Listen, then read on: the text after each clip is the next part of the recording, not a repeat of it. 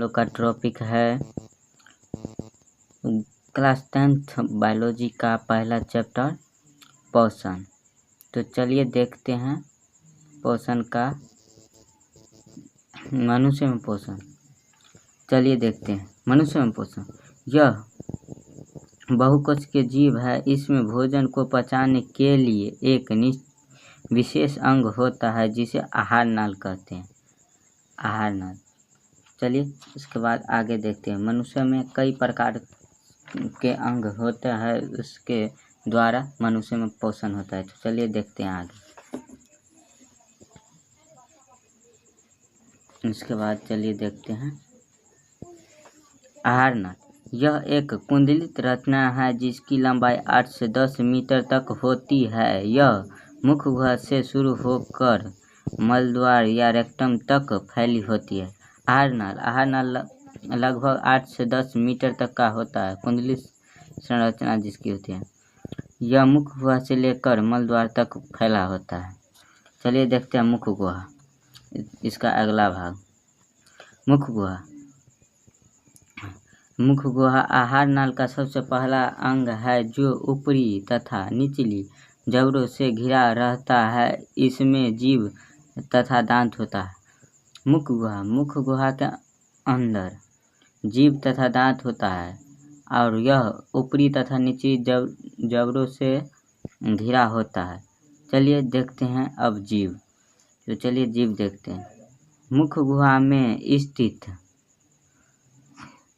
मांसल से बनी एक पट्टी होती है जिसे जीभ कहते हैं।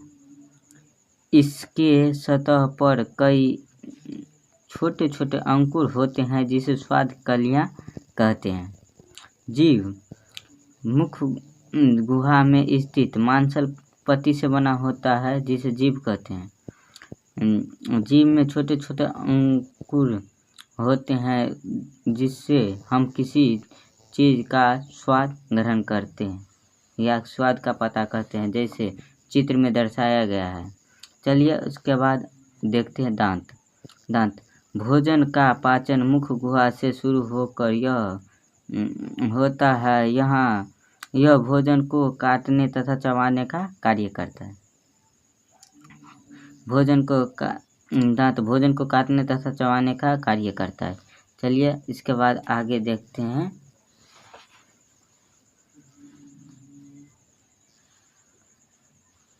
चलिए देखते हैं। वयस्क मनुष्य में 32 दांत होते हैं। दांत 4 प्रकार का होता है। चलिए पहला देखते हैं। कतरनक या इंसाइजर जो 8 होता है। भेदक या कैनाइन जो 4 होता है। अर्धचर्वणक या प्रीमोलर 8 होता है। चौवर्णक या मोलर 12 होता है। चलिए अब देखते हैं कुछ ऑब्जेक्टिव दांत के बारे में। चलिए देखते हैं। डेंटाइन दांत के अधिकांश भाग को तैयार करता है। यह बहुत ज़्यादा कड़ी और कठोर होता है जिसके कारण दांत हड्डी से भी ज़्यादा मजबूत होता है। डेंटाइन अत्यधिक मजबूत होता है जिससे मिलकर दांत बना होता है और उसके कारण ही डेंटाइन के कारण ही दांत हड्डी से भी ज़्यादा मजबूत होता है। चलिए डेंटाइन की ऊपरी सतह को इनामेल की परत चढ़ी होती है जो दांत का सुरक्षा और चमकीला प्रदान करता है। डेंटाइन के ऊपरी परत जो इनामेल का बना होता है जो दांत को सुरक्षा एवं चमकीलापन प्रदान करता है। चलिए उसके बाद देखते हैं जठर रस। इससे जठर ग्रंथि का देखेंगे। इससे जठर रस निकलता है जो भोजन को मुलायम तथा कर देता है जिससे निगलने में आसान होता है। इसके कारण भोजन स्वादिष्ट एवं उसमें उपस्थित बैक्टीरिया को मार देता है। जठर रस जठर ग्रंथि से जठर रस निकलता है जो भोजन को मुलायम कर देता है, जिसके कारण भोजन को निगलने में आसान होता है तथा बैक्टीरिया को भी जठर रस मार देता है। चलिए अब देखते हैं इसके बाद मनुष्य में मुख गुहा में 3 जोड़ी लार ग्रंथि पाई जाती है। चलिए देखते हैं कौन कौन सी लार ग्रंथि होती है।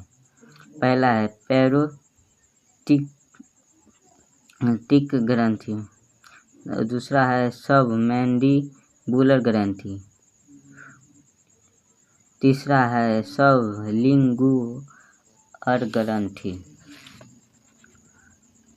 लिंगुअल ग्रंथि। आशा करता हूँ कि आप लोग को यह तीनों ग्रंथि के बारे में समझ में आया होगा, लार ग्रंथि के बारे में। चलिए फिर से एक बार देख लेते हैं। पैरोटिक ग्रंथि, सब मैंडिबुलर ग्रंथि, तीसरा सब लिंगुअल ग्रंथि। चलिए अब देखते हैं ग्रासनी के बारे में।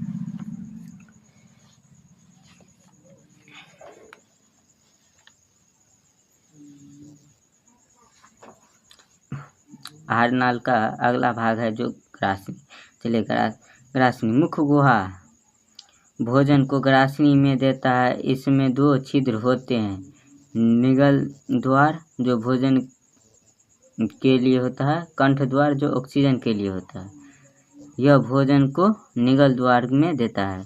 ग्रासनी में 2 द्वार होता है, जो पहला होता है निगल द्वार जिसमें भोजन के लिए भोजन जाता है और कंठ द्वार में ऑक्सीजन जाता है, तो यह भोजन को निगल द्वार में देता है।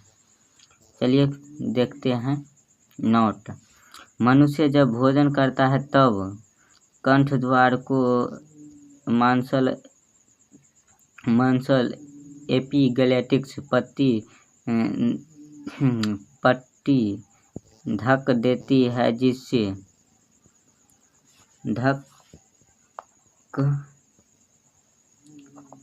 है, जिससे भोजन श्वास नली में ना जा पाए।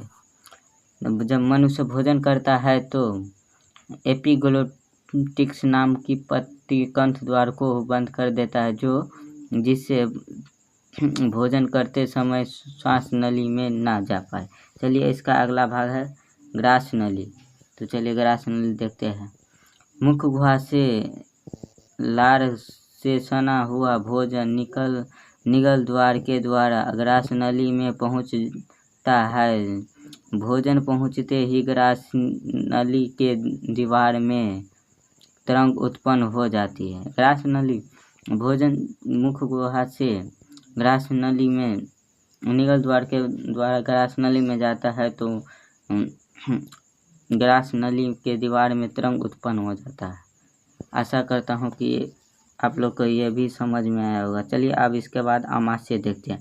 आमाशय ग्रास नली का अगला भाग आमाशय है। यह एक चौड़ी थैली जैसी रचना है जो उदर गुहा के बाईं ओर से शुरू होकर अनुप्रस्थ दिशा में फैली होती है।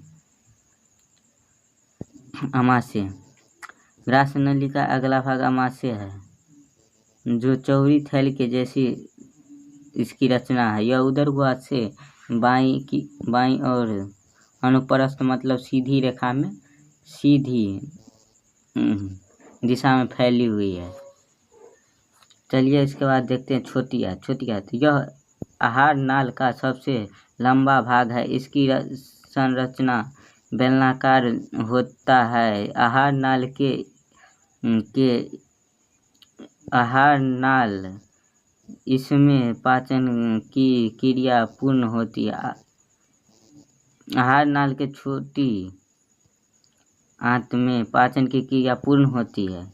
इसी की लंबाई 6 सेंटीमीटर तथा 2.5 सेंटीमीटर चौड़ाई होती है। छोटी आंत आहार नाल का सबसे लंबा भाग है। इसकी संरचना बेलनाकार होता है। इसमें भोजन का पाचन पूर्णतः हो जाता है। इसकी लंबाई 6 मीटर और चौड़ाई 2.5 सेंटीमीटर होता है। चलिए इसके बाद देखते हैं छोटी आंत 3 भाग में बटा होता है। छोटी आंत 3 भाग में बता है। ग्रासनी, चलिए देख, छोटी आंत 3 भाग में बता होता है। ग्रासनी, जेजुनम, इलियम। आशा करता हूँ कि आप लोग को छोटी आंत की प्रकार भी समझ में आया होगा। चलिए अब यकृत देखते हैं। यकृत या लीवर जिसको कहते हैं। चलिए लीवर देखते हैं। यह शरीर की सबसे बड़ी ग्रंथि है जो उदर गुहा के ऊपर दाहिनी भाग में स्थित रहता है। इसकी भार 1.5 kg होता है। यह पित्त रस स्राव करता है। यकृत यह शरीर की सबसे बड़ी ग्रंथि है जो उदर गुहा के ऊपर दाहिनी भाग में स्थित रहता है। इसकी भार 1.5 kg होता है जो पित्तरस को स्रावित करता है। पित्तरस के कार्य निम्नलिखित है। चलिए देखते हैं। पित्तरस आमाशय से ग्राहनी में आए अम्लीय कार्य की अम्लीयता को नष्ट कर देता है। पित्तरस आमाशय से ग्रासनी में आए अम्लीय कायम की अम्लीयता को नष्ट कर उसे क्षारीय बना देता है ताकि अग्नाशय रस के एंजाइम उस पर क्रिया कर सकें। पित्तरस का पहला कार्य था। चलिए दूसरा कार्य देखते हैं।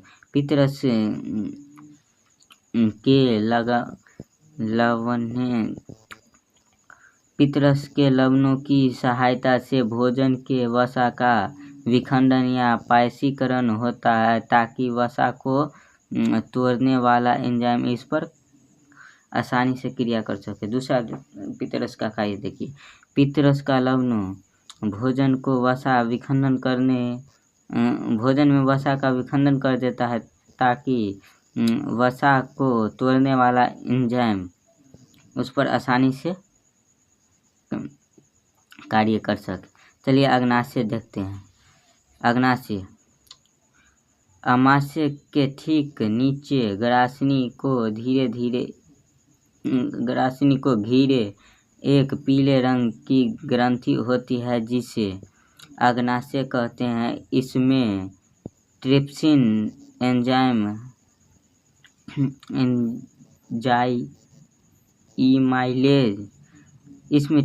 इमाइलेज लाइपेज तथा न्यूक्लिक एज नामक एंजाइम पाया जाता है। अग्नाशय आमाशय के ठीक नीचे ग्रासनी को घिरा एक पीला रंग का ग्रंथि होता है जिसे अग्नाशय कहते हैं। अग्नाशय में ट्रिप्सिन इमाइलेज लाइपेज तथा न्यूक्लिएज नामक 3 एंजाइम पाया जाता है। आशा करता हूँ कि आप लोग को समझ में आया हो तो चैनल को लाइक और सब्सक्राइब करें। अब इस चैप्टर का लास्ट क्वेश्चन है। चलिए देखते हैं। बड़ी आंत छोटी आंत आहार नाल के अगले भाग बड़ी आंत है जो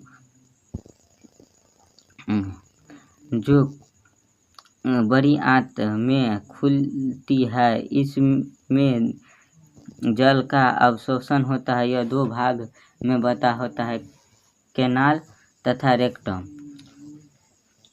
छोटी आंत का अगला भाग बड़ी आंत है जिसमें जल का अवशोषण हो जाता है और जल का अवशोषण होता है। उसके बाद इसका 2 भाग होता है। बड़ी आंत का 2 भाग होता है, पहला कैनाल और दूसरा रेक्टम।